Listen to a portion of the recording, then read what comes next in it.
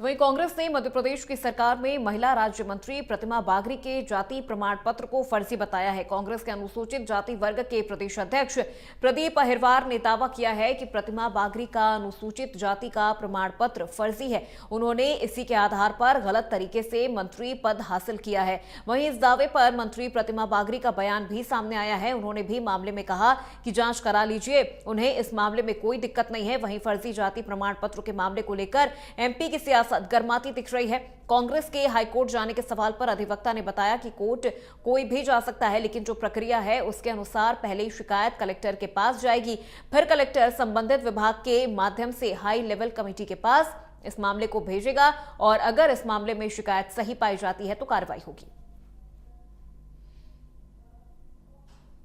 मध्य प्रदेश की जो राज्य मंत्री प्रतिमा बागरी जी हैं, ये बागरी राजपूत जाति से आती है। अनुसूचित जाति में भी एक बागरी जाति है। जाति नाम के समानता होने के कारण ये अनुसूचित जाति का प्रमाण पत्र इन्होंने बनवाया। ये ठाकुर समुदाय से, राजपूत समुदाय से, इनका जाति प्रमाण पत्र फर्जी है और शासन के भी आदेश हैं।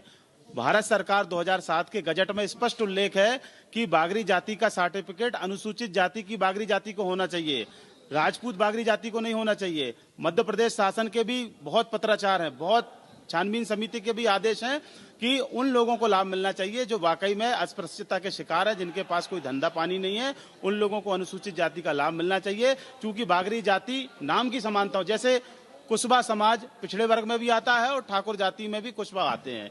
ओझा समाज हमारे आदिवासी भाई भी लिखते हैं और ब्राह्मण भाई भी लिखते हैं। तो इस तरीके से जाति नाम की समानता होने के कारण प्रतिमा बागरी जैसी एक भारतीय जनता पार्टी की नेता, उन्होंने जाति सर्टिफिकेट अनुसूचित जाति का बनवाया, राजपूत होते हुए भी, और अनुसूचित जाति वर्ग की आरक्षित सीट से उन्होंने चुनाव लड़ा।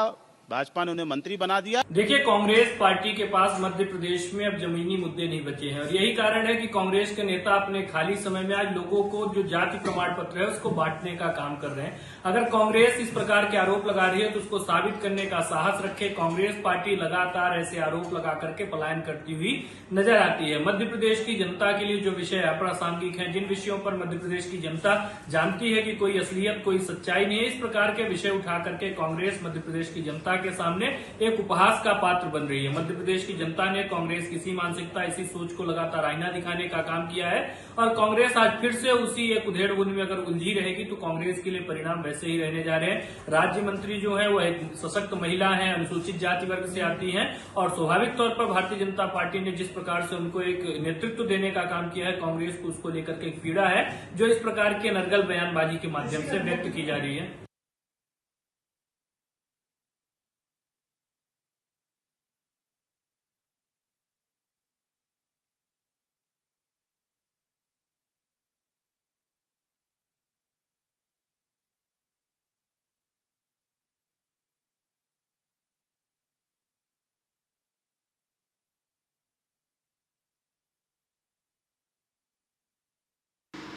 देखिए, जो जाति प्रमाण पत्र के विषय होते हैं, इसमें यदि एलिगेशन आता है किसी अमुक व्यक्ति का जाति प्रमाण पत्र जो है वो अवैध है या गलती से बना है, जानबूझ के गलत ढंग से बनाया गया है या अभिलेखों में नहीं है, या वो अमुक जाति जो है वो उस प्रदेश में विशेष वर्ग में नहीं आती है जिसको कि हम लोग अनुसूचित वर्ग में लेते हैं। यदि वो उस अनुसूचित वर्ग में नहीं है तो भी ऐसी शिकायतें आती हैं, ऐसे आरोप आते हैं जिसमें माना जाता है कि व्यक्ति अमुक जाति का है परंतु वह ना मध्य प्रदेश में जनजाति में आता है और ना ही शेड्यूल कास्ट में आता है। ऐसे केस कई बार आते हैं।